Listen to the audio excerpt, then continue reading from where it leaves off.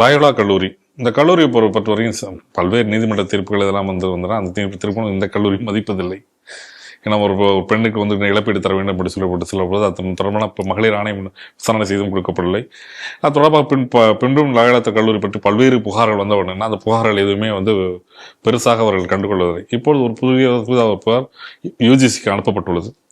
அந்த புகார் பெறப்பட்டதே பெறப்பட்டது ஹைதராபாத்தை சேர்ந்த சட்ட உரிமைகள் பாதுகாப்பு மன்றம். இவங்க எப்படி அந்த புகாரை மாற்றாங்கன்னா, ஒரு ஆர்டிஐ மூலமா ஒரு கேள்விகள் லாயோலா கல்லூரியை கேட்கிறார்கள்.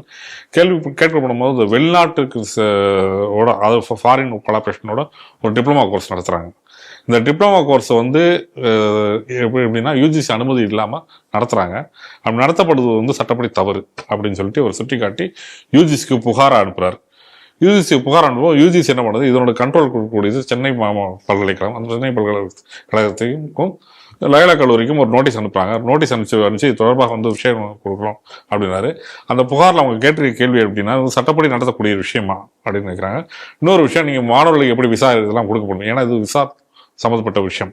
ஒரு 2 விசா, 2வது இது மூலமாக நிதி பரிமாற்றங்கள் நடைபெறும். அது சட்டத்துக்கு புறமாக அதாவது ஒரு ரெகுலேஷனுக்கு உட்படாமல் நடத்தக்கூடிய விஷயம் அப்படின்னு கேட்டிருக்காங்க. 2வது இன்னொரு விஷயம் கேட்டிருக்காங்கன்னா, இது ஒரு அட்டானமஸ் காலேஜ். லாயோலானது அட்டானமஸ் காலேஜ்.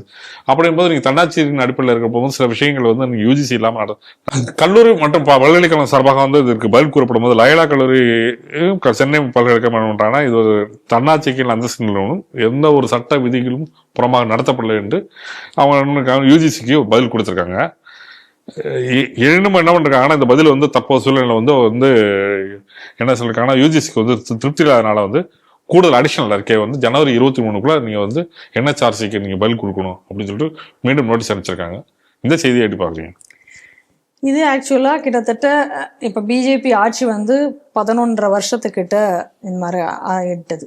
இது பழைய செய்தி நாம தான் பண்ணிருந்தோம். இந்த செய்தியை நம்ம ஏற்கனவே பண்ணினோம். இந்த ரொம்ப நாட்களாகவே இந்த ஒரு பிரச்சனை என்பது போய்கொண்டிருக்கு. என்ஹெச்ஆர்சி யூஜிசி இப்ப என்ஹெச்ஆர்சி தான் இந்த கேள்விகளை எல்லாம் கேட்டிருக்கு.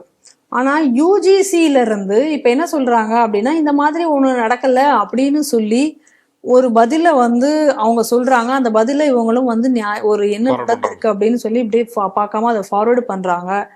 இது வரைக்கும் அதை பத்தின ஒரு டீட்டெயில்டு விசாரணையோ அதை பத்தின ஒரு விஷயமோ அவர்கள் செய்யல அப்படின்னு சொன்னா, இந்த நாட்டுல இந்த கிறிஸ்தவர்களுடைய ஆதிக்கம் அப்படிங்கிறது இந்த மாதிரி இடங்கள்ல எந்த அளவுக்கு அதிக அளவுல இருக்குன்னு பாருங்க. இது போல ஒரு இந்துக்கள் நடத்தக்கூடிய ஒரு இன்ஸ்டிடியூஷன்ல ஒரு பிரச்சனை வந்திருந்தா அது எல்லாரும் சும்மா இருந்திருப்பாங்களா? ஸோ இவ்வளவு பெரிய ஒருத்தர் கம்ப்ளைண்ட், இந்த மாதிரி இவ்வளவு ஒரு கம்ப்ளைண்ட் வருது. இது இன்னும் சொல்ல போனா இதுல பல விஷயங்கள் இதுல இன்வால்வ் ஆயிருக்கு. இந்த காலேஜ் என்ன முறைகேடு பண்றாங்க, ஒரு இடத்துல இந்த கோர்ஸ் நடக்குதுன்னு சொல்ற இடத்துல, அதாவது காலேஜ் கேம்பஸ்குள்ளார நடத்த வேண்டிய இந்த கோர்ஸ் ஆனா காலேஜ் கேம்பஸ்ல நடக்காம வேற ஒரு இடத்துல இது நடக்குது. ஸோ இது யூஜிசியினுடைய வயோலேஷன், கிளியர் வயோலேஷன். இந்த மாதிரி பல வயோலேஷன், இதுல 1-2 வயோலேஷன் கிடையாது. இன்னும் சொல்ல போனா இந்த டிப்ளமோ கோர்ஸை நீங்க படிக்கக்கூடிய மாணவர்களை நீங்க வெளிநாடுகளுக்கு அனுப்பணும் அப்படிங்கக்கூடிய விஷயமும் வருது. அப்ப வெளிநாடுகள்ல போய் இவர்களுடைய ப்ராக்டிகல்ஸ் எல்லாம் அங்க போய் அவங்க பண்ணுவாங்க அப்படிங்கும் பொழுது அது எந்த அடிப்படையில நீங்க அனுப்ப முடியும்? என்ன நாம்ஸ்ல நீங்க அனுப்புறீங்க அப்படிங்கிறது இருக்குல்ல. அப்ப யூஜிசிக்கு கீழே நீங்க கட்டுப்படாமல் அதை நீங்க ஒரு விஷயத்தை நீங்க அதை செய்யும் பொழுது நாளைக்கு பல லீகல் இஷ்யூஸ் வருமா வராதா? அப்ப எந்த அடிப்படையில இதெல்லாம் நடக்குது? நீங்க ஏற்கனவே சொன்ன மாதிரி இந்த லயோலா காலேஜை பொறுத்த வரைக்கும் பல பிரச்சனைகள் இன்னைக்கு நடந்து கொண்டிருக்கு. இந்த லயோலா காலேஜை சுத்தி ஏற்கனவே ஒரு பெண் ஒரு பாலியல் புகாரை அவர்கள் வைத்தார்கள். அதற்கு அவங்களுடைய லைஃப்ல அவ்வளவு பெரிய ஒரு நீண்ட போராட்டத்தை நடத்தினதுக்கு அப்புறம் அவருக்கு தீர்ப்பு கிடைச்சதே தவிர அவருக்கு நிவாரணம் கிடைக்கல. இவ்வளவு தூரம் அவருக்கு இழப்பீடு வழங்கணும் அப்படிங்கக்கூடிய தீர்ப்புகள் எல்லாம் கிடைச்சது. ஆனா இது வரைக்கும் அவருக்கு எதுவும் கிடைக்கல. அதை பத்தியும் இது வரைக்கும் அந்த கல்லூரி மேல எந்த நடவடிக்கையும் யாரும் எடுத்ததாக தெரியவில்லை. இன்னொன்னு, இந்த லயோலா காலேஜ் இருக்கக்கூடிய இடமே இது வரைக்கும் எந்த இடத்துல இருக்கு, யாருக்கு அது ரொம்ப நாளா போயிட்டு இருக்கு. இப்ப வரைக்கும் லயோலா காலேஜ் அது ஓப்பனாக எந்த ஒரு விளக்கம் இது வரைக்கும் தந்தது கிடையாது. 2வது, இதே லயோலா காலேஜில் சம்பந்தமே இல்லாம இந்து மதத்தை எதிர்த்தும் பிரதமர் மோடி அவர்களை இழிவுபடுத்தியும் ஒரு கண்காட்சியும் நடத்தப்பட்டது. அப்பையும் இந்த லயோலா காலேஜ் மேல எந்த விதமான நடவடிக்கையும் எடுக்கப்படவில்லை. இன்னொன்னு, ஜல்லிக்கட்டு போராட்டம் தொடங்கிய இடமும் இந்த லயோலா காலேஜ். பட் இந்த லயோலா காலேஜ்ல இந்த கட்டடம் அங்க தொடங்கினதுக்கு அப்புறமும் கூட, சட்டமாக்கப்பட்டதுக்கு பிறகும் கூட இந்த போராட்டத்தை தொடர்ந்து நடத்தி கொண்டிருந்தது மாணவர்கள் தான். அப்பையும் இந்த மாதிரியான விஷயங்கள் இங்க நடக்கிறதே அப்படின்னு சொல்லி எந்த ஒரு நடவடிக்கையும் லயோலா காலேஜ் மேல எடுக்கப்படவில்லை. தொடர்ந்து நீங்க பார்க்கலாம், இந்த மாதிரி எந்த சட்டத்துக்கும் கட்டுப்படாமல் இது மிகப்பெரிய நிறுவனமாக இன்னைக்கு இருந்து கொண்டு இது செயல்பட்டு கொண்டிருக்கிறது. இந்த லயோலா காலேஜில இருந்து படித்தவர்கள் தான் இன்னைக்கு உதயநிதியும் விஜய் இவங்கெல்லாம் இந்த லயோலா காலேஜ்ல இருந்து படித்தவர்கள் தான். அப்ப எப்படிப்பட்டவர்களே லயோலா காலேஜ் உருவாக்கி கொண்டு இருக்கிறதுங்கிறதையும் நீங்க போற போக்குல அப்படி பார்த்துக்கோங்க. நம்ம என்ன சொல்றோம் அப்படின்னு சொன்னா, இன்னைக்கு இந்த ஒரு வெளிநாட்டுக்கு அனுப்பக்கூடிய விஷயத்துல இவர்கள் இந்த ஒரு ரெகுலேட்டர், ஏதாவது ஒரு லீகல் ரைட்ஸ் புறம் தான் இந்த வழக்கை தொடர்ந்து இருக்கிறார்கள். ஸோ எல்லா ஆவணங்களையும் கொடுத்த பிறகும் நீங்க அதை ஏதோ காரணங்களால அதை சுத்தி விட்டுட்டு இருக்கிறது அப்படிங்கிறது எந்த வகையில சரி.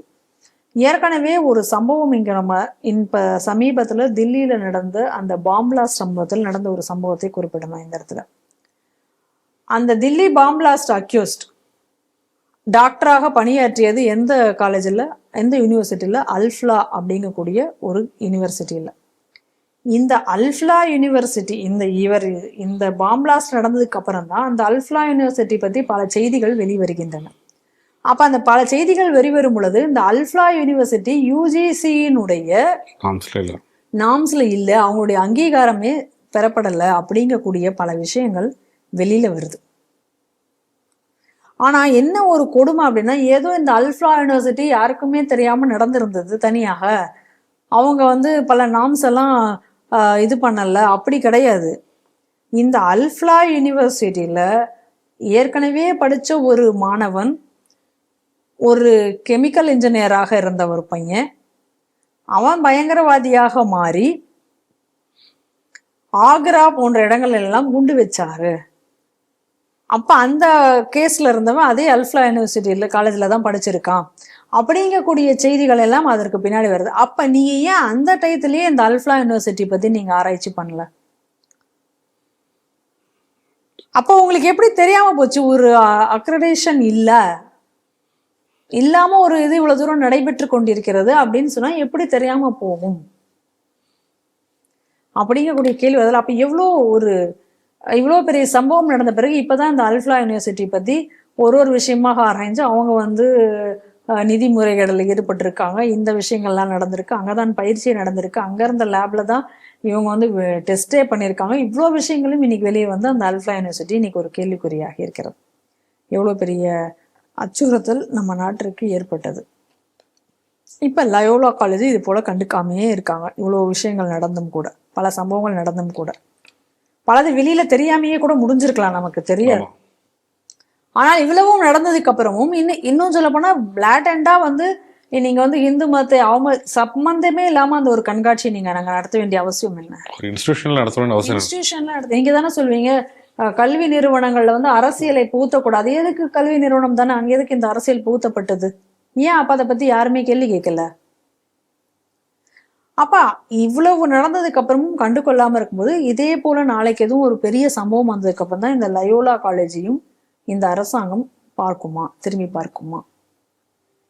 ஏன் இந்த மாதிரி பல விஷயங்கள்ல இன்னைக்கு FCRA எல்லாம் கண்ட்ரோல் பண்ணி பல விஷயங்களை இந்த அரசாங்கம் செய்து வருகிறது, அதை மறுக்க முடியாது. ஆனால் அதே நேரத்துல முக்கியமான சில விஷயங்களில் கோட்டை விட்டு கொண்டிருக்கிறதா அப்படிங்கக்கூடிய கேள்வி நமக்கு எழுகிறது.